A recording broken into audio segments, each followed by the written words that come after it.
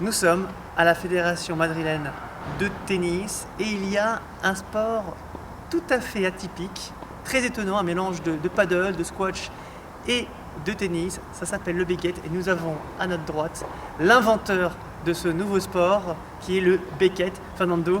Ravi en tout cas de faire ta connaissance. Et puis nous avons à notre gauche Rachid, que vous connaissez d'ailleurs peut-être puisqu'il est régulièrement en France. Il est le responsable, le gérant de One Paddle en France, le fameux terrain de paddle. Il est le représentant également de ce fameux nouveau sport qui est le becket. Fernando, ¿es posible de contar la historia del becket? ¿Por qué el becket? Bueno, el Becket nace porque buscábamos aglutinar los aspectos más dinámicos y atractivos del tenis y el pádel. Son dos deportes muy conocidos del tenis a nivel mundial. Es uno de los pocos deportes que se juega en todo el mundo. Y el pádel, que es un deporte de auge o de gran afición en España y en muchos países hispanoamericanos.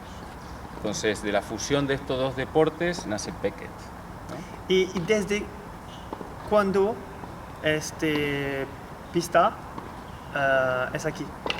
Aquí en la Federación de Tenis de Madrid lleva exactamente un año. Un año. ¿Y tenemos otras pistas en No. español? No. Esta es la primera pista piloto, con la cual buscábamos promocionar y desarrollar la modalidad deportiva. Y contamos actualmente con el apoyo de la Federación Madrileña de Tenis, ¿no? Que ha visto el potencial que tiene esta modalidad deportiva, porque no la podemos llamar deporte obviamente, no está homologado como tal, pero sí como modalidad deportiva, y de ahí el apoyo que hemos recibido por parte de ellos. Très bien. Donc ce sport est né d'une fusion entre le tennis que tout le monde connaît, qui est un sport mondial, et le padel, qui est un peu plus connu en Espagne et dans certains pays hispaniques. Monsieur Fernando a voulu, on va dire, réunir la fusion de deux sports, donc le tennis et le padel, et pouvoir faire que ce sport soit plus dynamique que le padel et ludique en même temps. Donc ça a été un élément relativement important. Et justement, ce terrain a la taille d'un terrain de tennis. Alors, tu peux nous en dire un peu plus sur la taille, sur le format de jeu? D'accord, alors le terrain de becket, c'est 24 mètres de longueur par 11 mètres de largeur. Donc ce qui représente à peine un petit peu moins de 30 cm qu'un terrain de tennis intérieur. Pourquoi cette surface? Parce qu'on a remarqué que les joueurs de tennis avaient besoin quand même d'un espace de référence qui est quand même le leur, et que dès qu'ils entraient sur un terrain de becket, ils se retrouvaient avec leurs références et avaient beaucoup plus de facilité à jouer au becket. D'une part, pour les distances qui sont plus importantes, qui permet de pouvoir attaquer la balle, ce qu'on ne peut pas faire avec éventuellement le padel. Et également, la partie qui est relativement importante, c'est la partie de la raquette. On joue avec une raquette cordée, ce qui crée un dynamisme qui est assez impressionnant. On fait des lifts, on peut attaquer avec la raquette, donc c'est vrai que le jeu change complètement. Bon, là, il y aura, j'imagine, beaucoup moins de problèmes avec les lignes. ¿Cómo debemos jugar juntos? ¿Cómo se pasa? ¿Cuál es la diferencia entre el tenis y el becket y el paddle y el becket? Precisamente, la diferencia que tiene con el tenis es que tiene un cerramiento perimetral, que es, digamos, de ahí la fusión con el pádel, ¿no? Las dimensiones de pista son inclusive 13 centímetros más grande que una pista de tenis. Hablamos del área de juego, puesto que tiene 24 metros de largo por 11 metros de ancho. En relación al pádel, la diferencia es que en vez de jugar con una pala, se juega con una raqueta, como se puede observar. Si bien se ha reducido en tamaño, porque lo que se buscaba era acondicionarla a las dimensiones de la pista, pero al mismo tiempo no tener tanta palanca de golpe, ¿vale? Para limitar la potencia. Aunque la potencia el día de mañana eso lo va a ir regulando cada uno, ¿no? Por las tensiones de cuerda, peso de raquetas, etcétera, etcétera. Entonces, otras de las digamos, diferencias que puede haber es que en el pádel, por ejemplo, para poder ganar la red es necesario, o en un 90%, por medio de globos. Mientras que aquí, por la dimensión de pista, sobre todo el ancho, y al tener cuerdas que permite unos efectos muy pronunciados o muy listados, se puede ganar inclusive estando de fondo con tiros directos, ¿vale? Si, si, Enchedo, est-ce que c'est plus facile, Rachid, d'être un joueur de tennis et de venir jouer au Beckett, ou est-ce que c'est plus facile pour un joueur de paddle de jouer, pratiquer ce sport? Alors j'ai ma petite idée, mais bon. Bon, tu viens de jouer, donc c'est vrai que tu peux avoir une idée relativement Récente. récente. Il est évident qu'un joueur de tennis a un avantage qui est évident, c'est la maniabilité de la raquette et la distance du terrain. Donc oui, un joueur de tennis, je pense qu'il aura des facilités à pouvoir jouer au Beckett d'une manière assez rapide. Maintenant, un joueur de paddle aura aussi ses avantages, c'est que le joueur de paddle a l'habitude de jouer avec les vitres, avec les rebonds. Donc là, il y a aussi un avantage pour le joueur de paddle. Je dirais que un partout, égalité, balle au centre. Ah, bien, bien, bien. Es un juego donde podemos jugar en indoor o más en outdoor. Bueno, se puede jugar inclusive tanto indoor como outdoor. La altura no es necesaria precisamente para poder ganar a una persona que está en la red. Como hay tanta profundidad, porque la pista tiene 4 metros más si lo comparamos directamente con el pádel, o de por sí, por las dimensiones que tiene, es una pista que es amplia, se puede ganar esa red, si quiero, por medio de un globo, más con un globo profundo que un globo alto. Ah, Obviamente, al estar en un lugar outdoor o al aire libre, como el paddle. sí, pero la diferencia es que como te tienes que desplazar un poco más hacia atrás, no deja en un globo, como no sea un globo perfecto, en el pádel quedas prácticamente vendido, permitiendo al defensor o al que va a buscar esa bola atacar con una bola, ¿no? Aquí realmente te tienes que desplazar de una forma más rápida por la dimensión de pista que tiene, y la bola, si no es una bola alta, el bote al ser bajo, sí o sí tienes que salir, digamos, con un golpe o de fondo agresivo como en el tenis, o tienes que recurrir nuevamente a un globo. Todo depende de la posición que en ese momento estén los jugadores, tanto los jugadores de fondo como los jugadores que estén posicionándose en la volea, ¿no?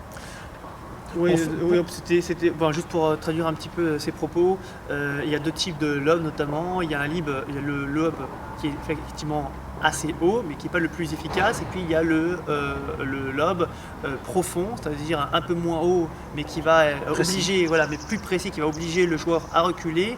Finalement, là-dessus, c'est ce que tu disais Rachid tout à l'heure.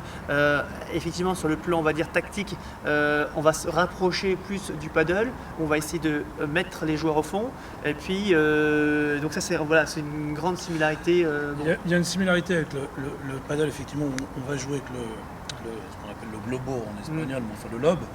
Mais ce que disait Fernando, c'est que dans le Beckett, on peut gagner des points en fond de cours, ce qui est beaucoup plus difficile à faire au paddle. Et c'est quand même un point assez stratégique, puisque au paddle, il faut constamment occuper le filet pour gagner, de manière générale. Ce sont les tactiques classiques. Habituelles. Alors qu'au Beckett, on peut complètement jouer en fond de cours et si on souhaite, on peut même attaquer en arrivant au filet, ce qui est différent par rapport au paddle. Mais bon, le paddle et le Beckett ne sont pas plutôt le Beckett n'arrive pas en opposition au paddle. C'est un sport complémentaire. Oui, bon, c'est comme le tennis ou le paddle, voilà. Souvent. Et qui est quand même assez accessible, contrairement à un tennis où effectivement il faut quand même quelques années de pratique, mais on peut jouer très rapidement au Beckett et s'amuser. Et ce qui est important, c'est que autant les experts du tennis vont jouer d'une manière très dynamique et rapide, mais autant des débutants vont jouer à leur rythme, Ouais, ouais. donc avec des coups qui seront plus lents, mais où ils vont trouver quand même leur équilibre, et c'est de là qu'on trouve le côté ludique. Je remarque une chose, Rachid, c'est que finalement, on utilise un petit peu les mêmes mots du paddle aujourd'hui que pour le becket en Espagne, avec évidemment, je veux dire que le becket est aujourd'hui un sport neuf en Espagne, et comme le paddle l'est un peu moins aujourd'hui, hein, qui est en plein développement, mais enfin, on Qui est assez utilise, récent. voilà, qui est assez récent, et on utilise des mots assez similaires, convivial, etc. Finalement, le becket, on est en train de lui faire approprier les mots qu'on utilisait pour le paddle. Bah, Ouais. je pense que on va dire le succès du paddle, c'est son côté convivial et son côté social. Et nous, on a voulu retrouver à travers ce sport justement ces aspects qui sont relativement importants pour nous. Non pas simplement faire un sport et jouer dans la technicité, mais aussi faire un sport et jouer, trouver du plaisir. Et je pense que dans le becket, on a réussi à assimiler ces deux points. Alors, on aurait dû commencer par ça, on l'a pas fait. Il s'agit quand même de la raquette, et il me semble que c'est un outil particulièrement important. Ça se joue avec une raquette, voilà, c'est une raquette de mini-tennis, je ne sais pas comment on peut l'expliquer. Raquette de paddle en un peu plus grande, avec évidemment un cordage qui n'existe pas au paddle et qui existe au tennis. Même matière, même style, même technologie.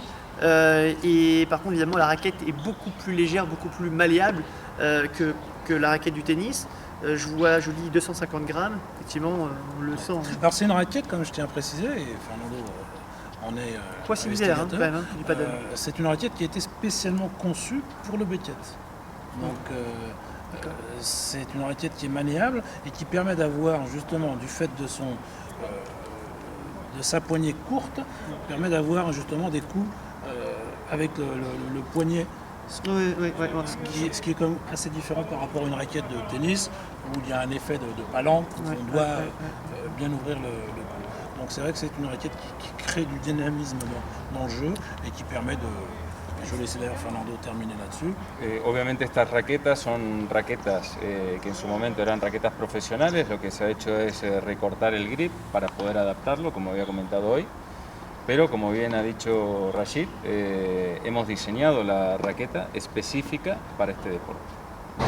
Estas son raquetas que nos han permitido hacer ese test de prueba y es lo que nos permite ahora empezar a desarrollarlo ya como modalidad deportiva. Ok. Messieurs, muchas gracias para todo. Bravo, félicitations par la pista. C'est un magnifique terrain panoramique. On le verra en vidéo. À mon avis, ça peut que cartonner. Bon, d'abord, ça va, je pense, passer par l'Espagne, presque comme d'habitude. Encore que, quel est le potentiel en France, il y a du potentiel, même si je pense que c'est un jeu qui va se pratiquer principalement en extérieur dans un premier temps. Alors, le lancement officiel du becket en France se fait, on va dire, au 1er janvier 2016. Donc on lance officiellement le becket en France. Le becket en Espagne a connu, on va dire, pendant une année, une sorte de test. On a voulu vraiment lancer le produit et tester différents joueurs, des joueurs professionnels comme Martin Diaz qui a joué, Ferrer, etc. Donc on a voulu vraiment tester ce sport. On n'a pas fait de lancement commercial.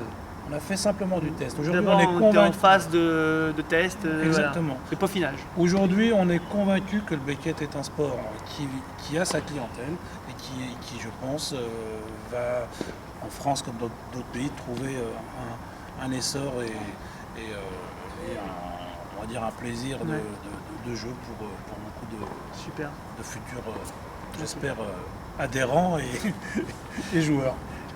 Bravo, merci Fernando, merci Rachid. Voilà. Et puis moi je propose qu'on aille jouer sur le champ au becket. Ah bah, Non allons-y. Allez, vamos, on y va, go, go.